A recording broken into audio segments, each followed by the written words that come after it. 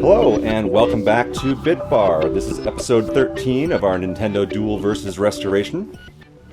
As you can see in front of us here, we've got a monitor set up, and we're going to be working on these today.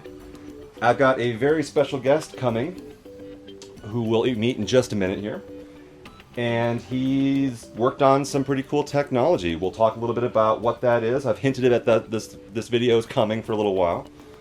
And yeah, we'll set this guy up and do some work on showing you how to dial in some monitors with CraftyMech's test pattern generator.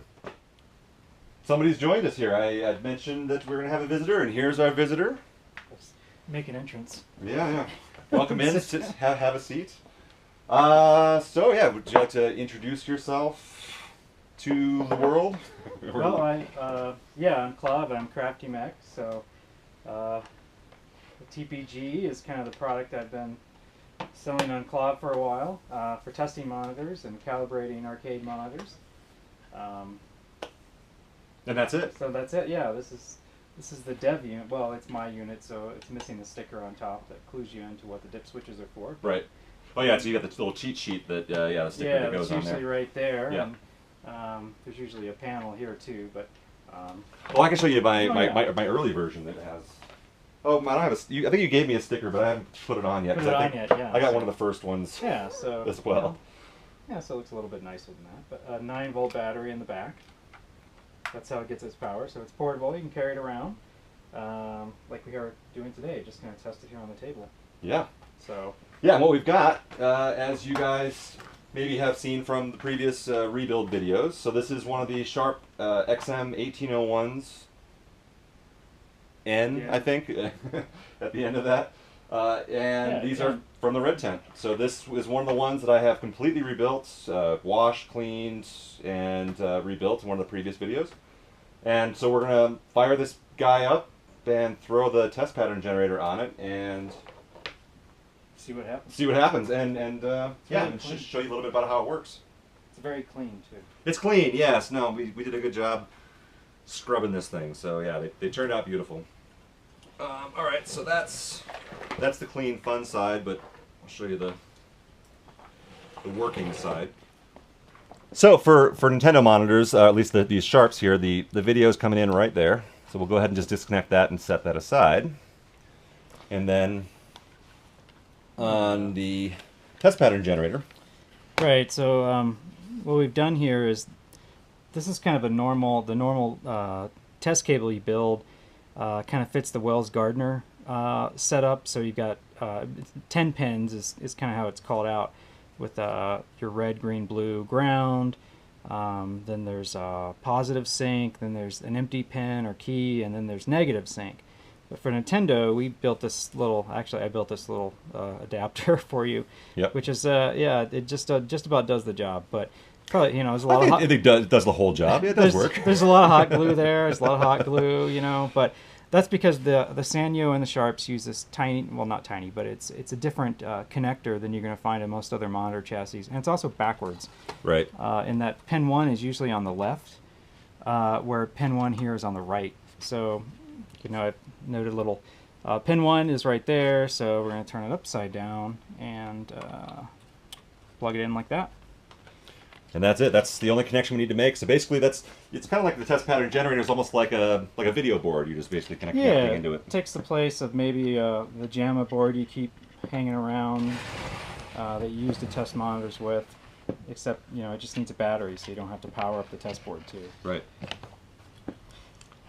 So let's see how good my work was on rebuilding this thing. So that's okay. Ready to go. I'll go ahead and kick the mains on kick the power on for the transformer here. And hopefully. All right, so I'll turn on the TPG. So that looks pretty good. That's awesome. That's great. So now is that a problem with the test pattern generator there, or is that a problem with the it looks like the monitor's out of adjustment? Yeah, so it looks like we've got some adjustments that we need to make on the hold. I can see the vertical hold is going top to bottom. looks like the horizontal, but so maybe we could start with the vertical hold, Yep. and I'll just leave this on. I'm switching patterns here in the background, but it's kind of hard to tell with the way the hold's thrown out. So I'll leave it on I'll leave it on that.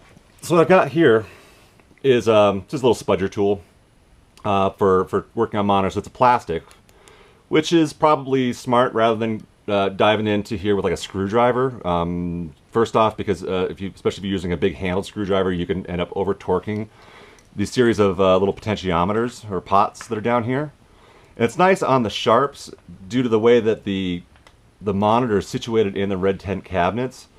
Normally, you don't have, with older classic games, you don't have these adjustments kind of right on the front of the monitor. Usually you're on the back side working on, having to make the adjustments. And then that's always kind of a fun one too, because if you're working on a cabinet, then you got to set up a mirror, or you go back there and you tweak it a little bit, and then you run around front, and then you run back and you tweak a little bit more, and then run around front.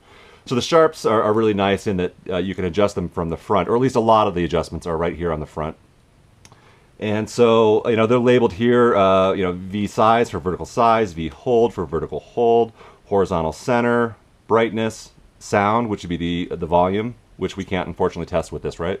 Right, yeah, we're not able to test the volume on Right. On sharp or Samuels. Yep. For soundboard.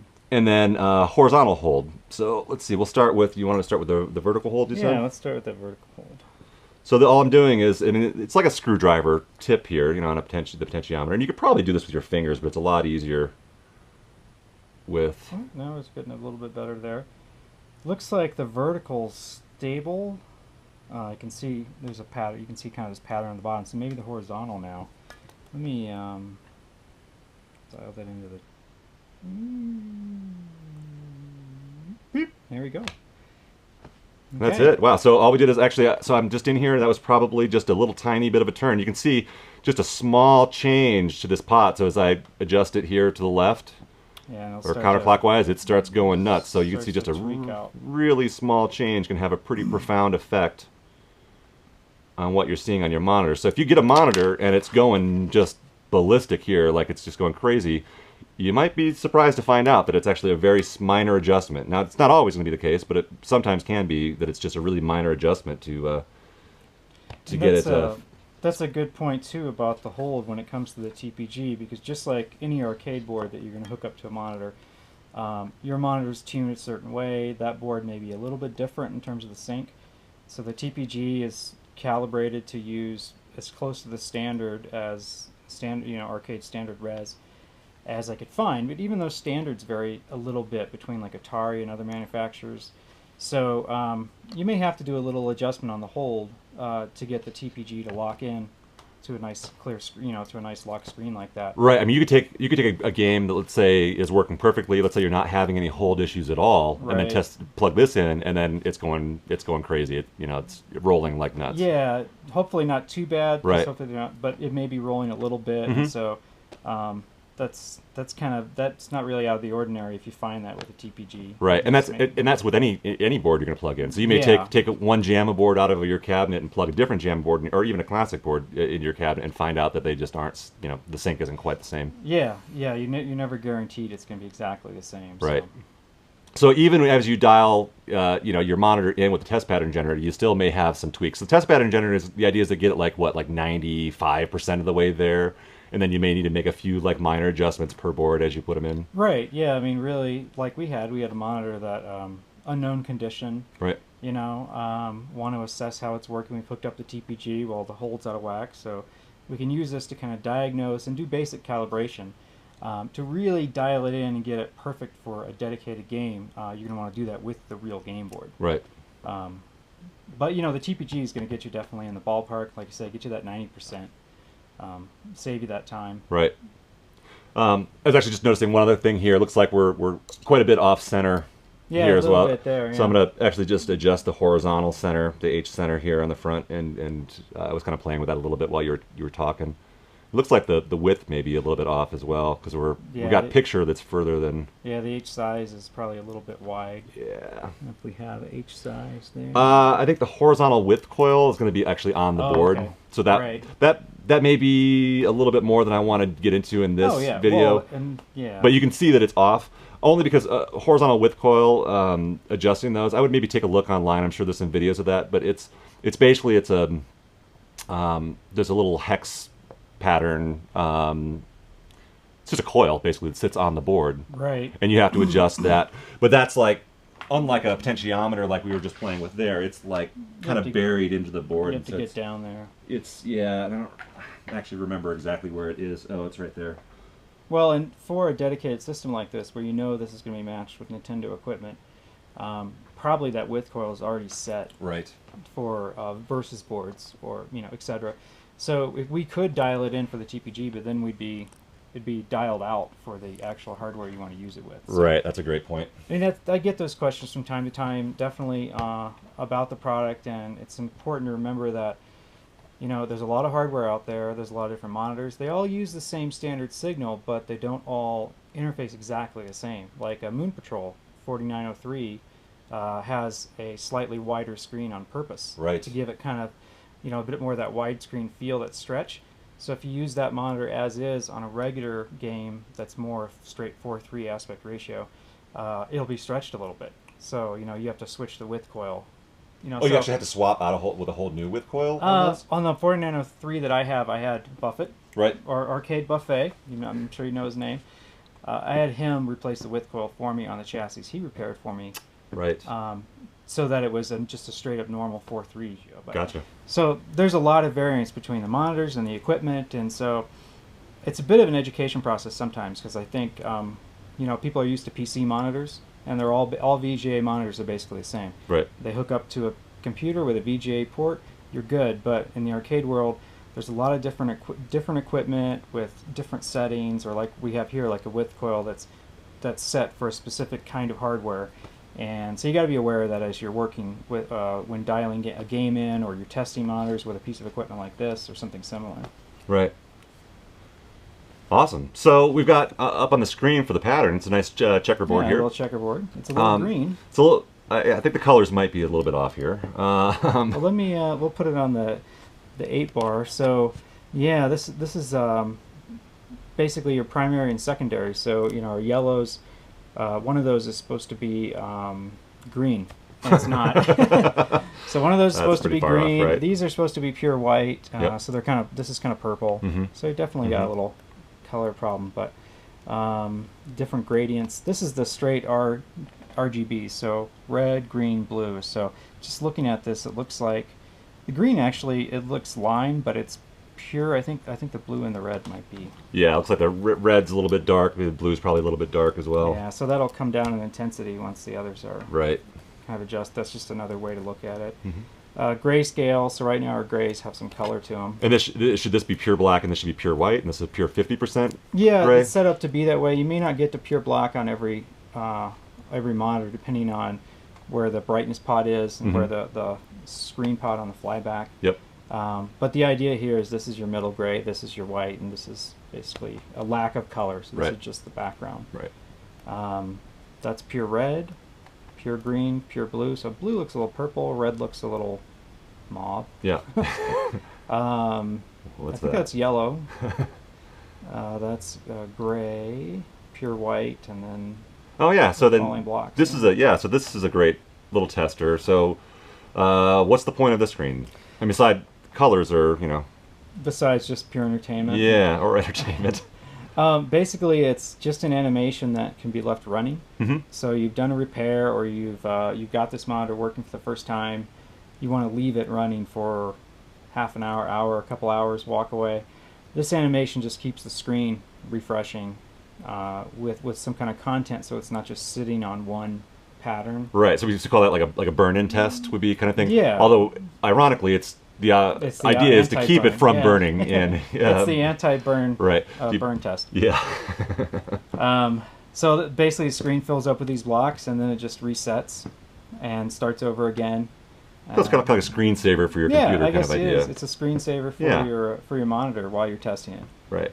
and you can just let it run for as long as your battery lasts.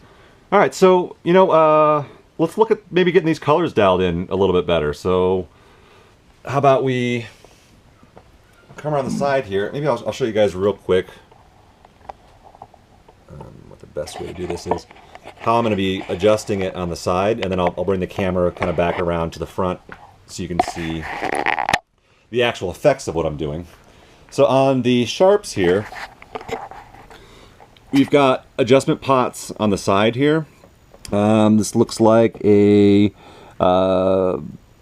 brightness, red gain, blue gain, green gain, and then we've got some adjustments here on the neck board.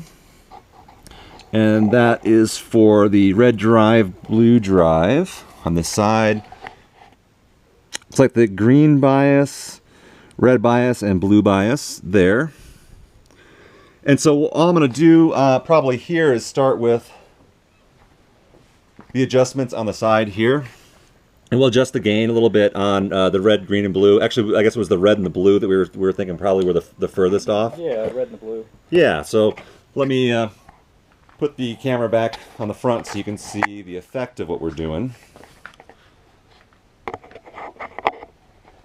And again, the nice thing about doing working on a monitor, especially on a bench like this, is you can kind of see in real time your adjustments right in the screen rather than kind of having to dance around or do the mirror trick to actually see what's happening. So that's probably a good screen to do it on. Yeah, we can see all three colors that way. All right, so let's start with the. Want to start with red? Start with the red. Okay. So all I'm doing is taking the spudger and putting it back into the pot again that's on the side here. And we'll need to brighten that up a little bit. It's starting to look pretty good right there. Yeah, that's not bad. So let's get the blue up a little bit. Now, when you're actually fine-tuning, do you have any suggestions for... So that looks much better than it did, but do you know, is that really a good red there? Well, here, when you can get it to be kind of a good balanced red, green, and blue, then you can step up to another one of the gradient screens that has a bit more subtlety to it. Yeah. Like there's steps of red, green, and blue together on one pattern. We'll look at that in just a sec. Okay. This is kind of a good screen for purity. Right, right. Because you can check to make sure that when the red's dialed in, your green still looks green, your blue still looks blue. That's looking pretty good. Yeah, I just gave the red and the blue maybe a quarter turn. Yeah, that's starting to look pretty good. So let's go. Here's your solid screens, but let's go to this screen. So here you can see kind of all the colors together. Well, look, that's green instead of yellow. Yeah, so now that's actually green, which is good. That's cyan, which it should be. So it should be white, yellow, cyan, green, purple, red, blue, and black.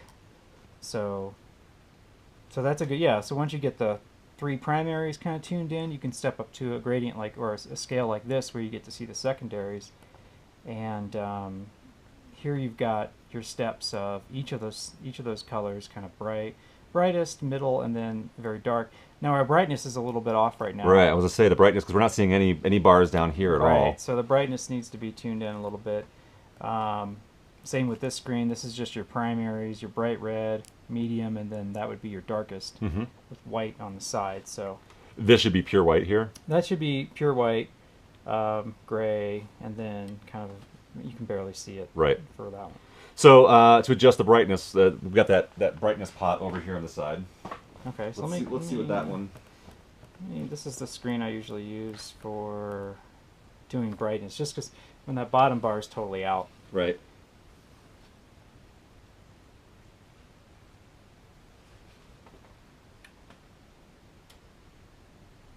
All right, you can start to see them kind of coming in there a little bit.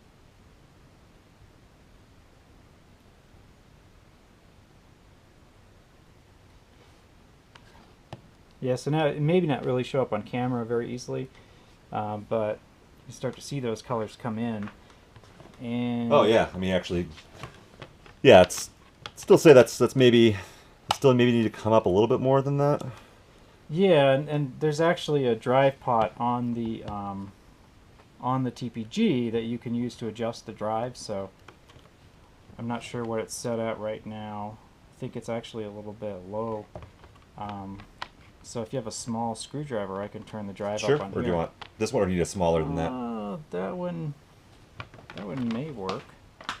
If not, I've got. Yeah, maybe that one doesn't quite get in there. Yeah, that one will get in there.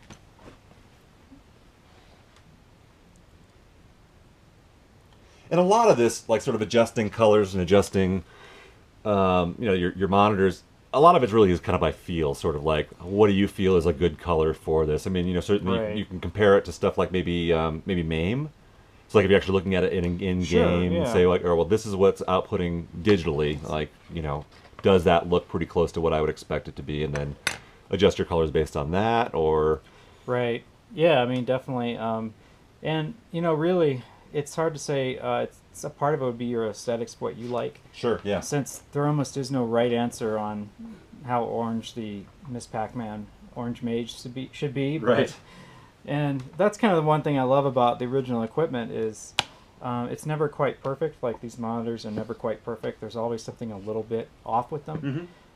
Which reminds me of what it was like when you were a kid in the arcade. Right. When, a machine could be working, it could be half working, it could have a little curl, the colors could be a little bit off. So Yeah.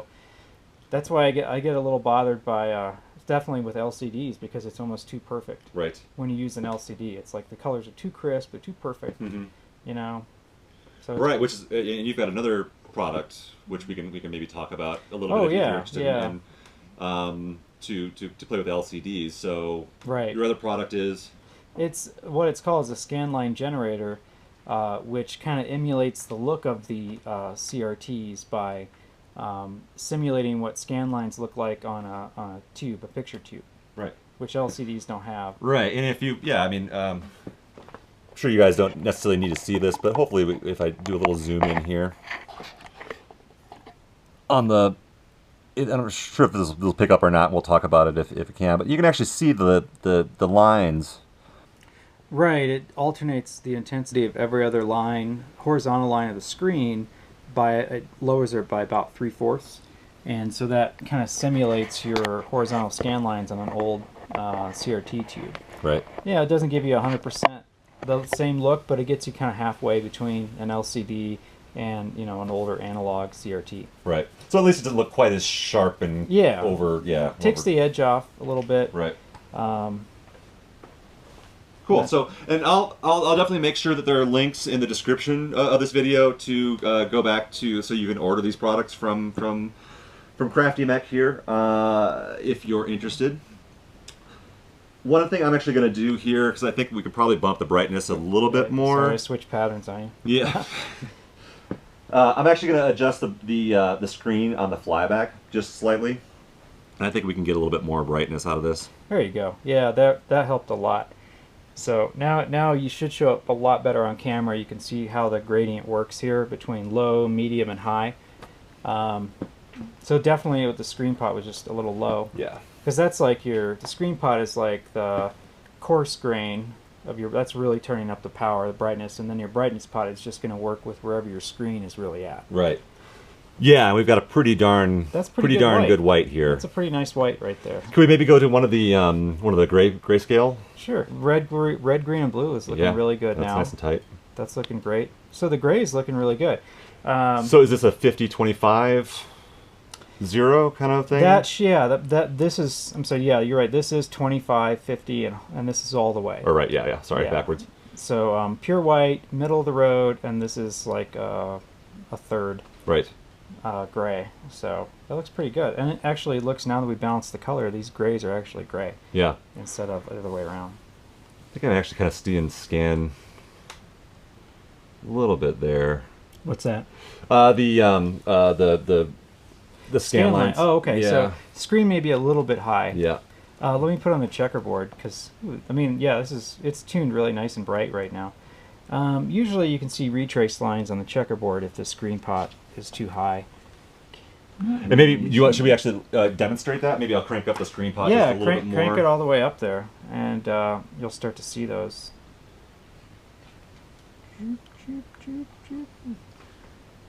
Maybe not. I like the sound effects you're giving me there. Oh, there we go. Yeah, so here you can see the retrace lines. They're underneath this grid.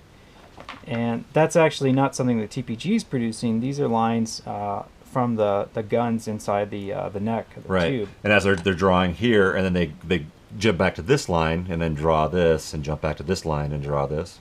Right, so you just see it's kind of in a pattern, like 15 or 16 of them top to bottom. Right, and just sort of a zigzag down. So when you see those, you know the screen is way up. So you need to adjust your fly back a little bit there. Let's take that back down. That's good. Really want to get it so it's those scan lines just kind of disappear, right? I used an opposite sound effect for it. No, it's It was like, oops, bumped the camera. I'm a bad camera. Oh, it's still good. I'm a bad cameraman. There we go. So that's pretty good. So actually, this screen. So feel pretty good about the brightness right now. Maybe we'll talk about this screen and convergence a little bit. Yeah. So this is crosshatch with center dots. It's a really useful pattern for convergence.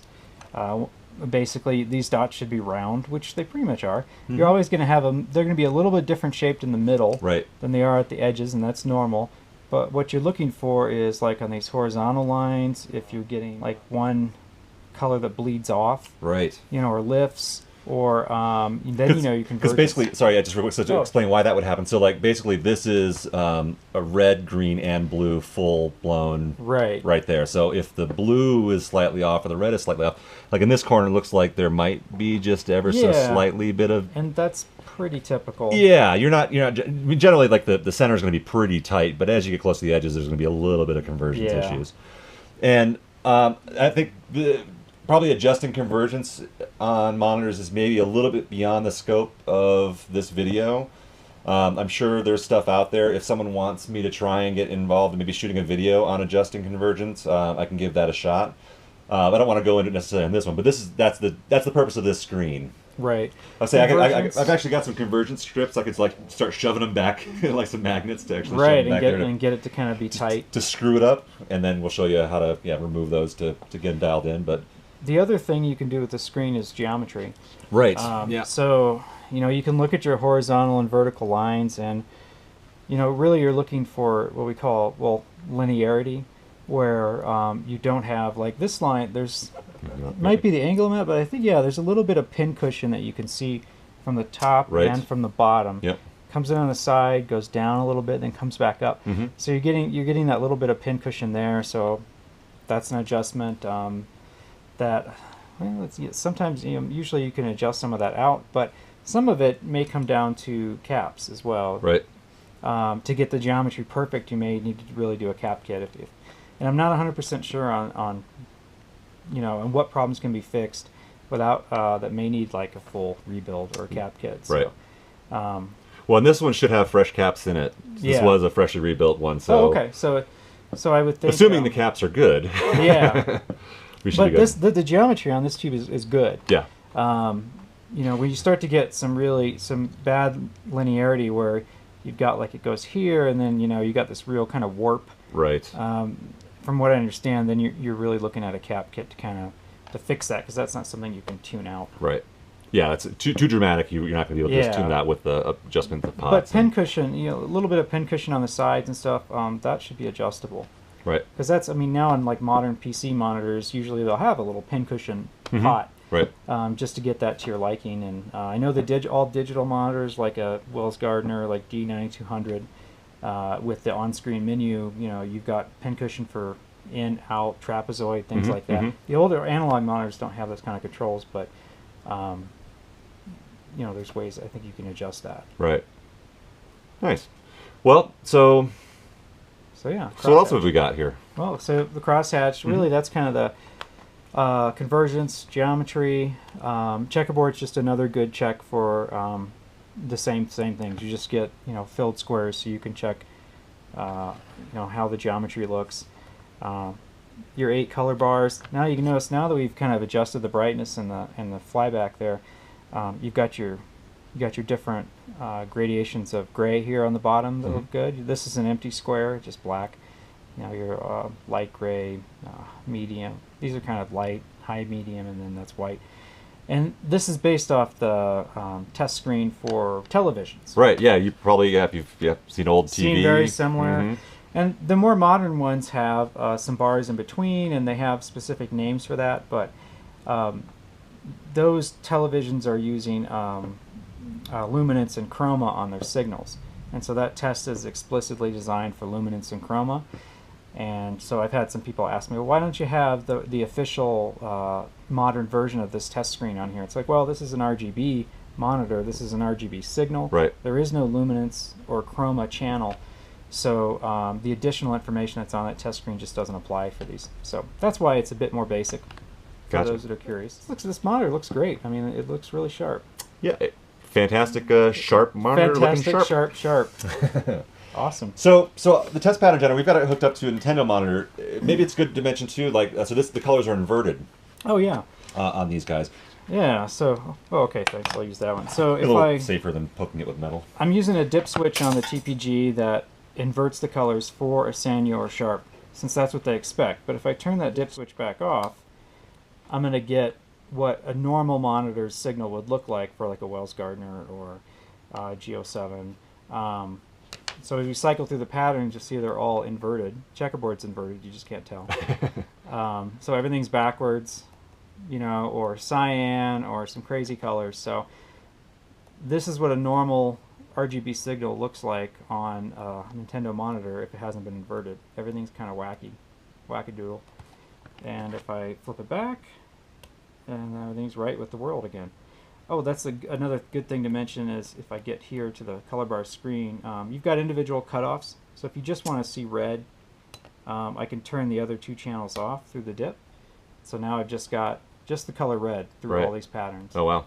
So some of them will be blank because there's no red in that pattern, but same. Oh, that's thing. actually a great way on the convergence screen where you could actually test you know for just each channel. Yeah, I'll get back here to the checkerboard. You can sort of see how so it's each channel collectively assembles to make the white. Yeah, so if you just wanted you know, blue, there's just the color blue. There's just the color red, and you can turn them back on and get back to full. Nice. So.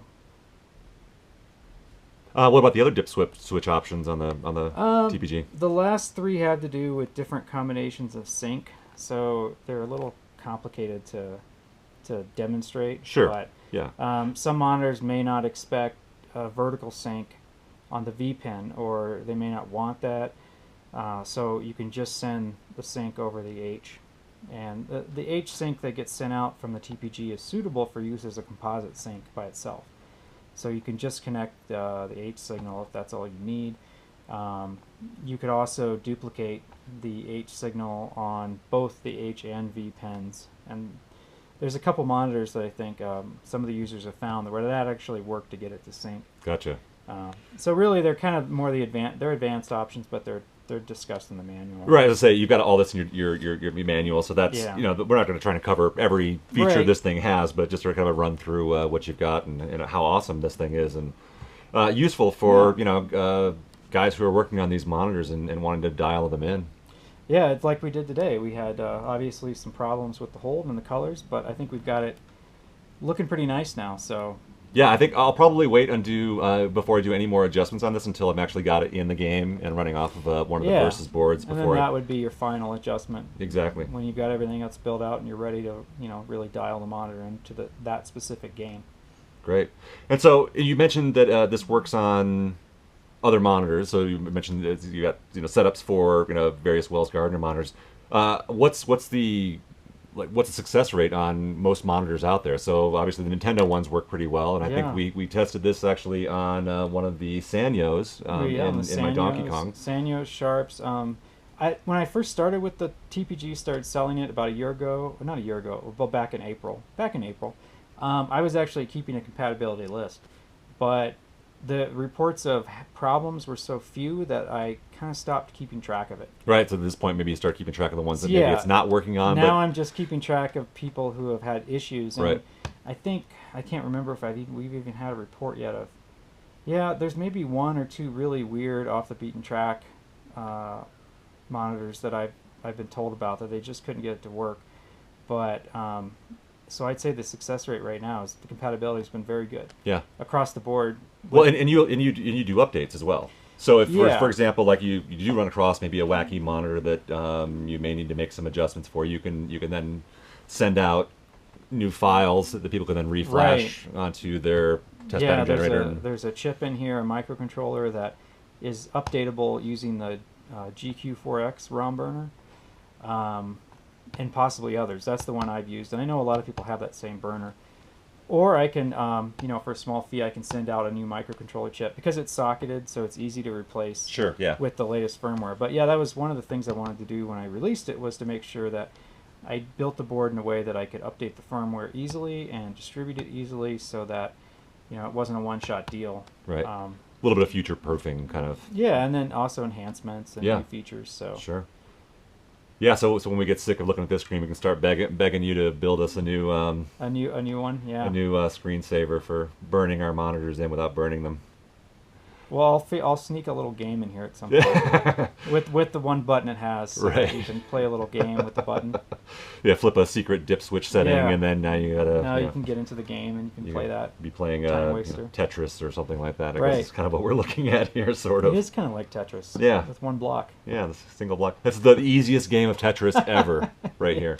Yeah, one block Tetris. You better be good at that. The one thing I did forget about that we haven't Yeah. talked about is we've talked all standard res. Right. But, Oh, yeah, that's a good point. but the TPG also does medium res. So there's a switch on, a little toggle switch on a board here, and at the end we'll put in a close-up photograph of the controls on the TPG so you can see what I'm talking about. But there's a little toggle switch. You can switch to medium res. The unit has to be off when you do that. That's just a precaution so that you don't accidentally switch to medium res while you're on this nice standard res and you have some kind of damage to the chassis. Right, yeah, sending a bad signal to it. So that you're saying basically you could switch it over to medium res right now, and it wouldn't change what's going on. I mean, I'm not asking you to, but well, I just did.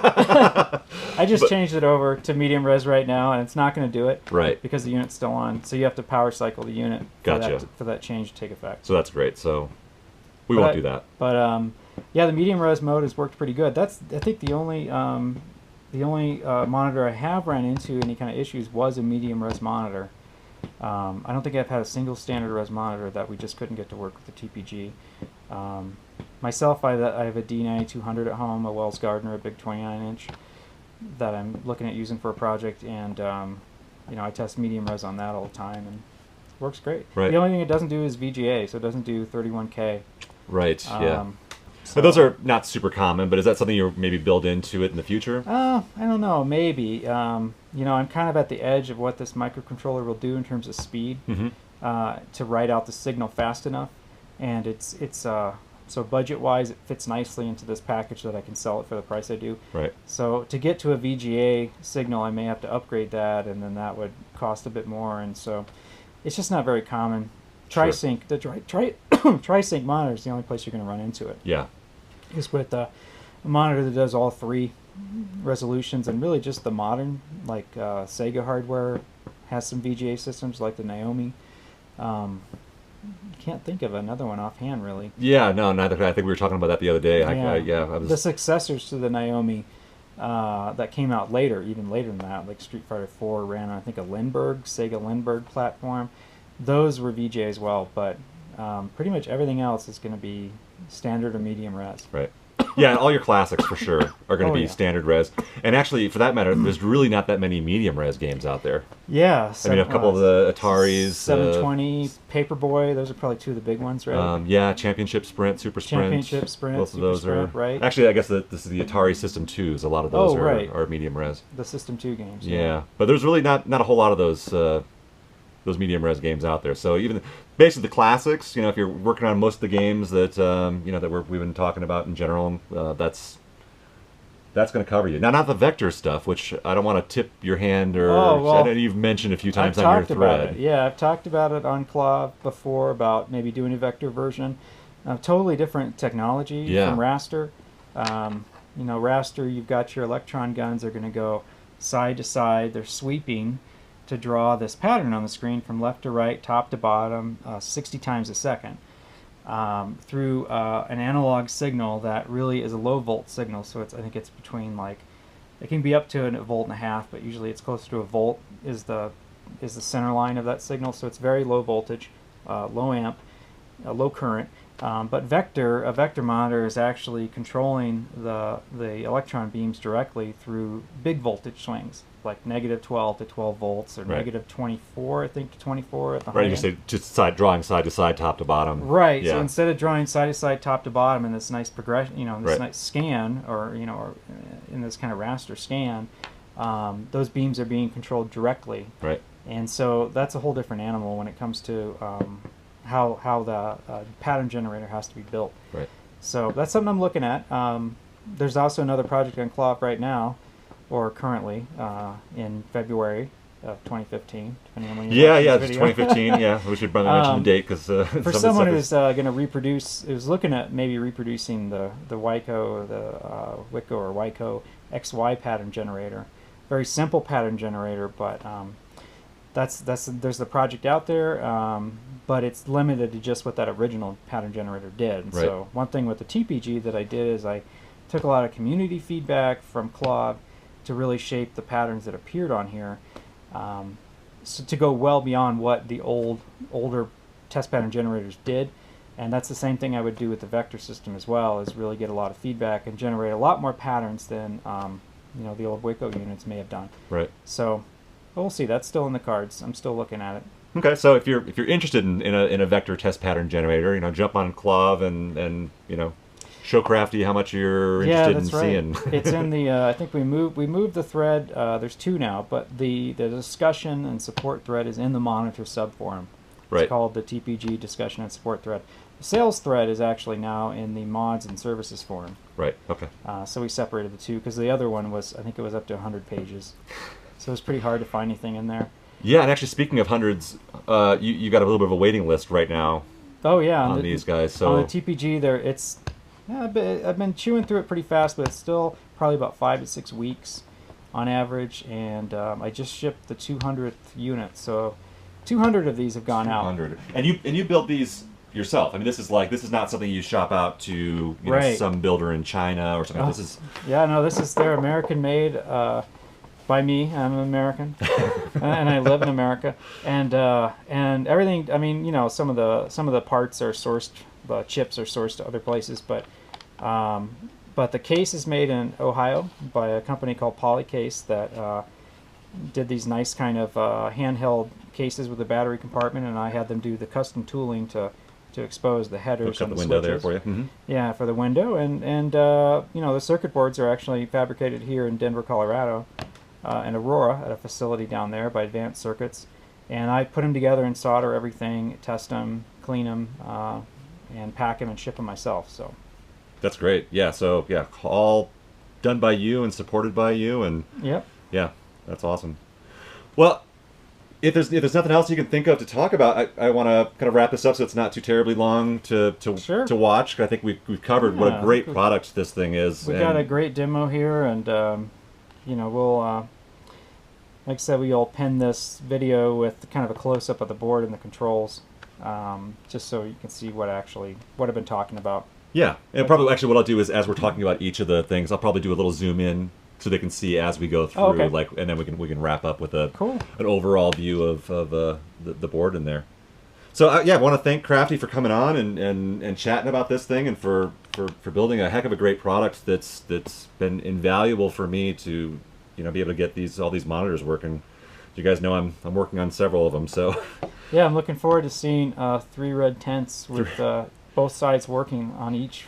Yeah, no, if I can just borrow 6 test pattern generators, we could do a flyby of all of them running your Tetris game. Yeah.